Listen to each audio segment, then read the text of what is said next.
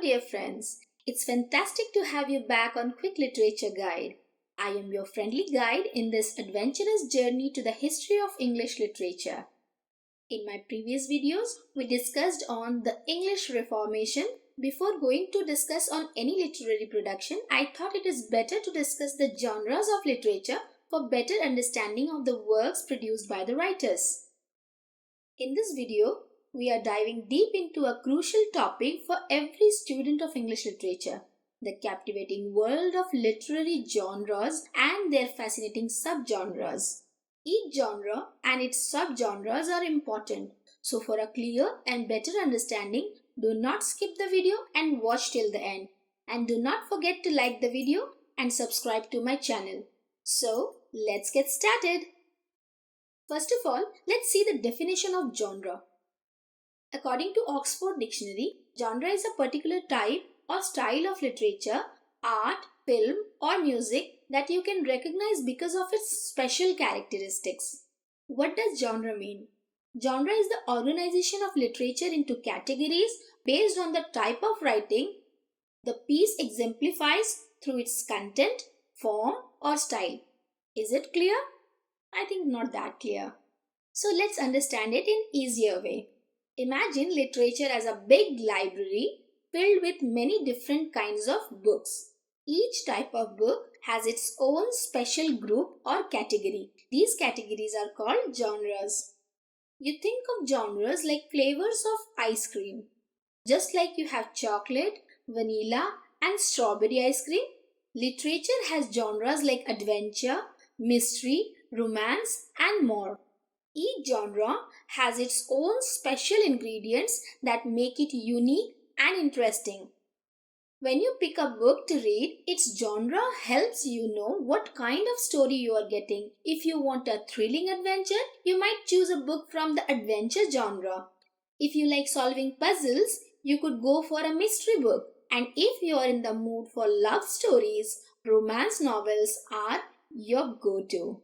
Genres help us find the books we will enjoy and let authors create all sorts of different stories for us to explore. Just like there is a flavor of ice cream for everyone, there is literary genre for every kind of reader. Today we are going to dive into these literature flavors. We will learn about the cool things that make each one special, and we'll even check out some real examples to see how they work. So let's jump in and start exploring the amazing world of literary genres together. There are different types of genres in literature. Let's examine the major types and their subtypes. Major literary genres are poetry, drama, fiction, non-fiction. First genre we are going to discuss is poetry. It is a major genre that comes in many shapes. Some common characteristics that poetry shares are it uses lines with a rhythm, almost like a song. These lines make groups called stanzas in contrast to other writings that utilize sentences that are divided into paragraphs. Poetry loves to play with words, using comparisons and pictures to help you understand better. It's like painting with words, making pictures in your head. It can be further classified into various forms. First subgenre of poetry is lyric poetry. Lyric poetry is like a song in words. It's a kind of poetry where the writer shares their feelings and thoughts, often about personal things. It's short and focused on emotions. For example, here is a short lyric poem by Emily Dickinson. Hope is the wing with feathers that perches in the soul and sings the tune without the words and never stops at all. In these few lines, Dickinson expresses her thoughts about hope using vivid imagery and a musical rhythm which are common in lyric poetry. Next important subgenre of poetry is sonnet. A sonnet is a special kind of poem that has 14 lines. It's like a small story or an idea in a nutshell. Sonnets have a specific rhyme scheme and structure. They often talk about love, beauty, and deep feelings. For example, here is the start of Shakespeare's famous sonnet, Shall I compare thee to a summer's day? Thou art more lovely and more temperate. Rough winds do shake the darling buds of May, and summer's lease hath all too short a date. In these lines, Shakespeare is comparing someone's beauty to a summer day and exploring the idea of time passing quickly. This is a classic example of a sonnet's compact and focused style. Another important subgenre of poetry is ode. An ode is a kind of poem that praises something. It's like a heartfelt tribute in poetic form. Odes can be about anything from nature to people to abstract ideas.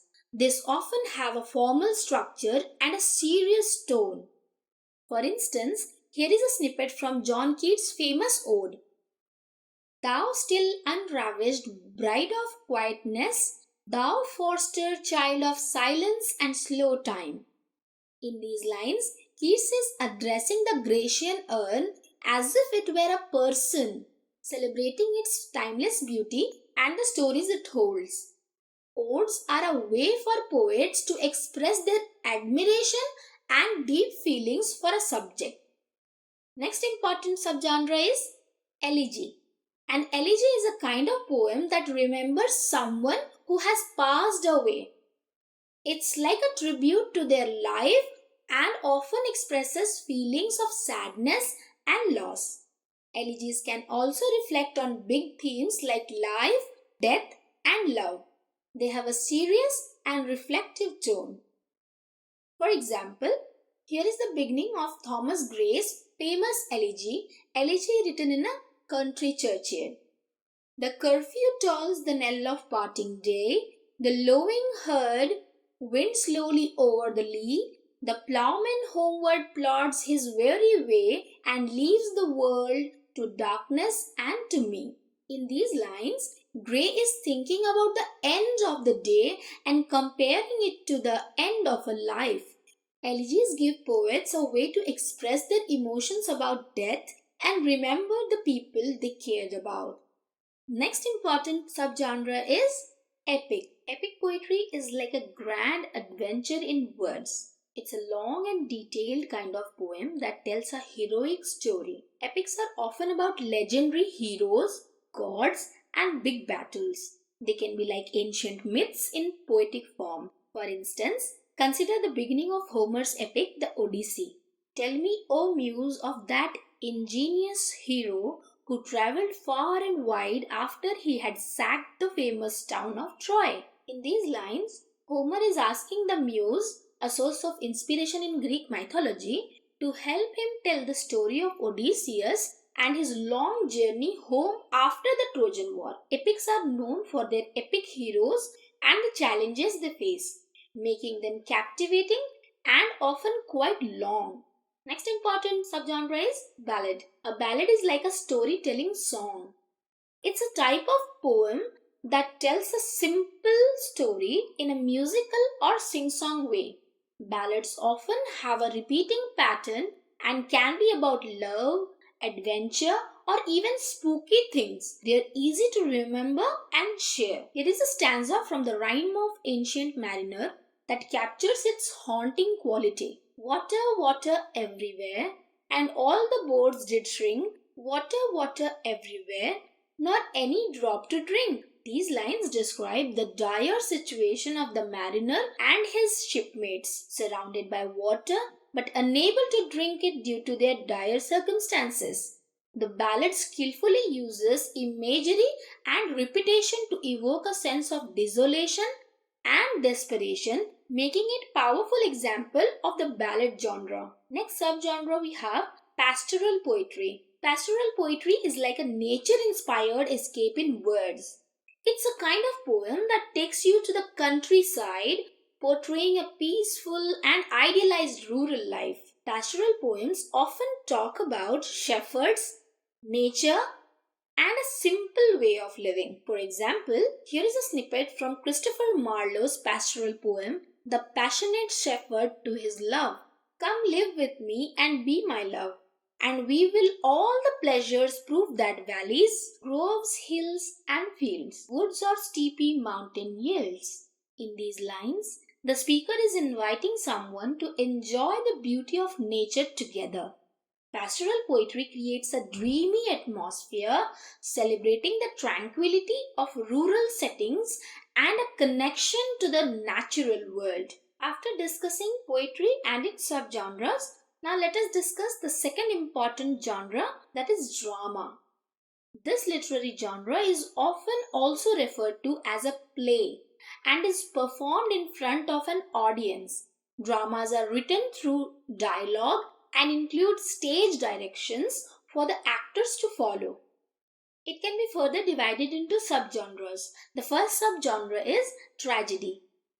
A tragedy depicts the downfall of a main character due to flaws in his own character or external forces. For example, Macbeth, written by William Shakespeare. This tragedy follows the downfall of the ambitious Macbeth as he becomes consumed by his thirst for power. Another example is Death of a Salesman by Arthur Miller. This modern tragedy explores the life and disillusionment of Willy Loman, a salesman striving for the American dream. Another subgenre is comedy. Comedy aims at amusing the audience, often through witty dialogues, mistaken identities, and humorous situations. Twelfth Night by William Shakespeare is a romantic comedy that involves mistaken identities, love triangles, and humorous situations leading to a joyful resolution. Another subgenre is tragicomedy. The name only suggests that it is a blend of tragedy and comedy. It explores both serious and light-hearted themes. For example, Cherry Orchard by Anton Chekhov is a tragicomedy that explores the decline of a Russian aristocratic family and their struggle to adapt to changing times. Apart from the major subgenres discussed above, there are several other subgenres of drama which has emerged gradually in the course of time. They are historical drama, absurdist drama, musical drama, political drama, domestic drama, and mystery drama. What is historical drama? Historical drama is a type of storytelling that takes place in the past, often featuring real events, people, or setting from history. It combines fictional characters and stories with the backdrop of a specific time in history, giving us a glimpse into what life was like back then. Absurdist drama is a type of theatre that focuses on the absurdity and meaninglessness of human existence. It often shows characters in bizarre or illogical situations, highlighting the confusion and lack of clear purpose in life. Absurdist plays make us think about the absurd aspects of our world and challenge traditional ways of thinking. For example, Waiting for Godot by Samuel Beckett. Another subgenre is musical drama. Musical drama combines storytelling with music and song. Characters express emotions and advance the plot through singing, adding an extra layer of emotion and engagement to the narrative. Political drama. Political drama portrays power struggles and conflicts in political settings, exploring issues of leadership, government, and their impact on society. Characters navigate complex decisions and ideologies reflecting real-world political dynamics. For example, The Crucible by Arthur Miller. Next is domestic drama. Domestic drama focuses on the ups and downs of people's lives at home.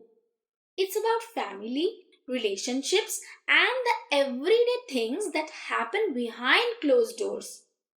A Doll's House by Henrik Ibsen is a super example of domestic drama. This play addresses the confines of gender roles and societal expectations in the context of a marriage. Last subgenre is mystery drama.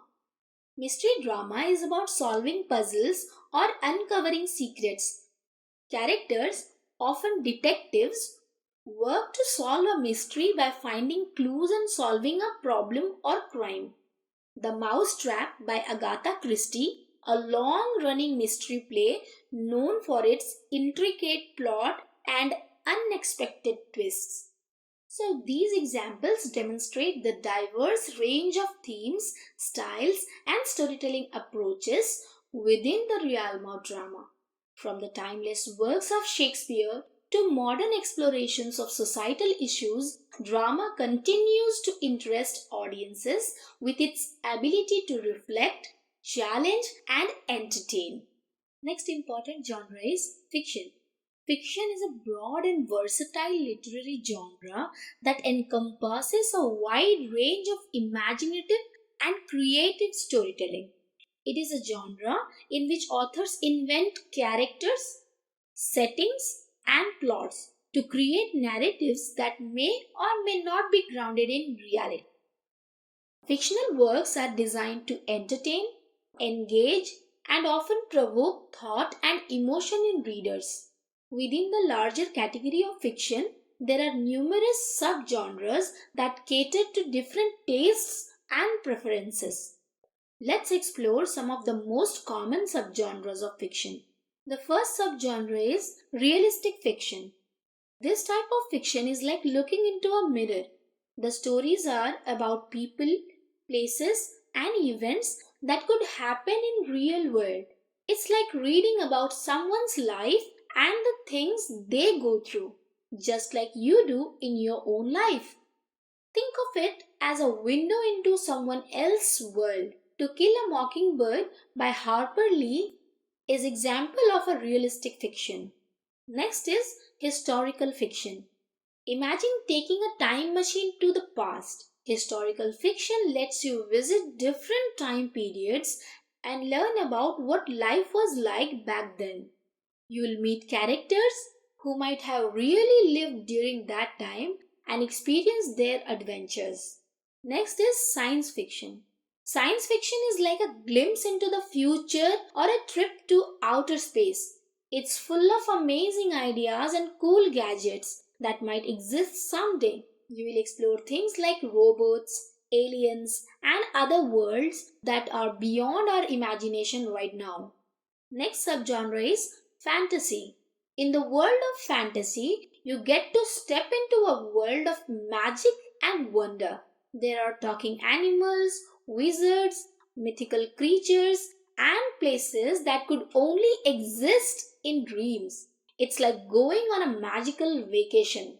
Lewis Carroll's Alice's Adventure in Wonderland is a fine example of this kind of fiction. Another subgenre is mystery.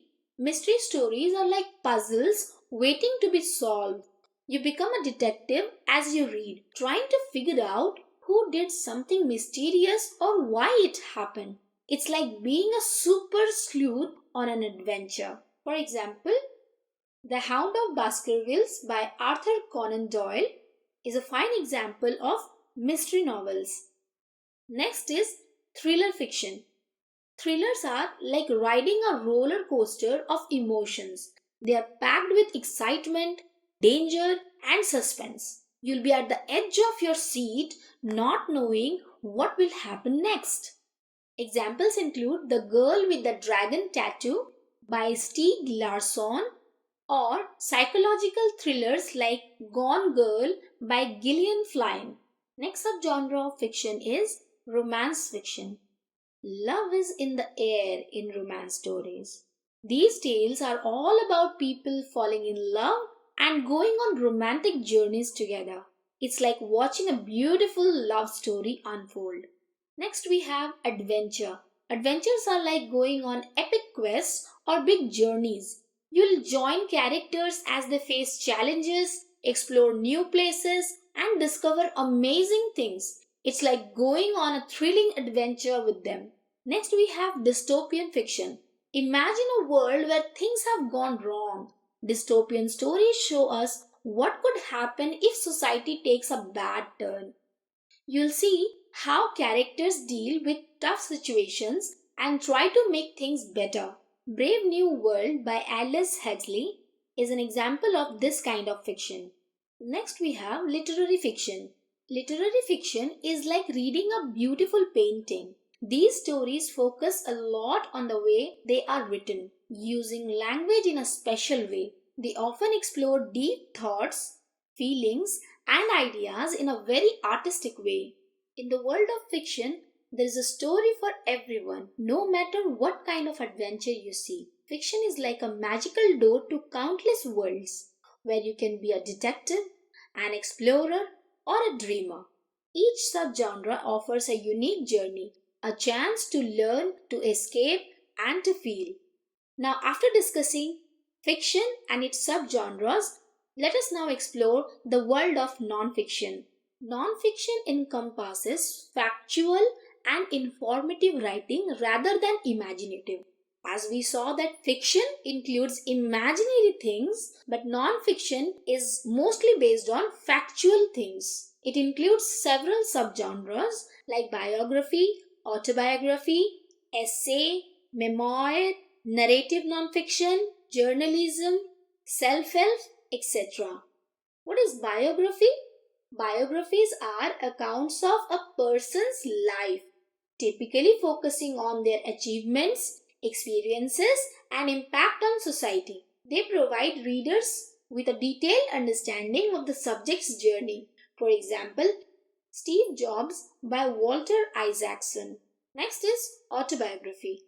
Autobiographies are self-written accounts of an individual's life, often reflecting on personal experiences, growth, and challenges. For example, Long Walk to Freedom by Nelson Mandela. Next is essay. Essays are short pieces of writings that explore a specific topic, idea, or opinion. Essays can be personal, argumentative, informative, or reflective. Self-Reliance by Ralph Waldo Emerson is an example of an essay. Fourth is memoir. Memoirs are focused narratives that capture specific events, experiences, or periods in an author's life. They provide personal insights and emotion. Tara Westover's Educated is an example of a memoir. Fifth is narrative nonfiction. Narrative nonfiction presents true stories using the techniques of storytelling, making factual events engaging and compelling. For example, in Cold Blood by Truman Capote, a true crime narrative that investigates the murders of a Kansas family and their aftermath. Sixth is journalism. Journalism involves reporting on current events, issues, and topics of interest. It can range from investigative reporting to featured articles. Seventh subgenre is self-help. Self-help books offer advice, guidance, and strategies for personal growth, well-being, and success. For example, The 7 Habits of Highly Effective People by Stephen R. Covey, a self-help book that outlines 7 principles for achieving personal and professional success. These non-fiction genres provide a wealth of knowledge, personal perspectives, and insights into various aspects of the world. Each genre serves a unique purpose in informing, inspiring, and engaging readers with factual content. Genre is important in order to be able to organize writings based on their form, content, and style. For example, this allows reader to discern whether or not the event being written about in a piece are factual or imaginative. Genre also distinguishes the purpose of the piece and the way in which it is to be delivered. In other words, plays are meant to be performed and speeches are meant to be delivered orally, whereas novels and memoirs are meant to be read. To wrap up, literature is a huge and fascinating world with many kinds of writing. Some are imaginative, some use lovely language, some show interesting plays, and some share real information. When you explore these styles of writings, you will see how authors express their feelings and thoughts in lots of different styles. This much for today's video. I hope the content is helpful for you. If you like the content, hit the like button, share it with your friends and subscribe to my channel. See you all in the next video. Till then, keep learning, keep sharing. Thank you so much. Thank you for listening.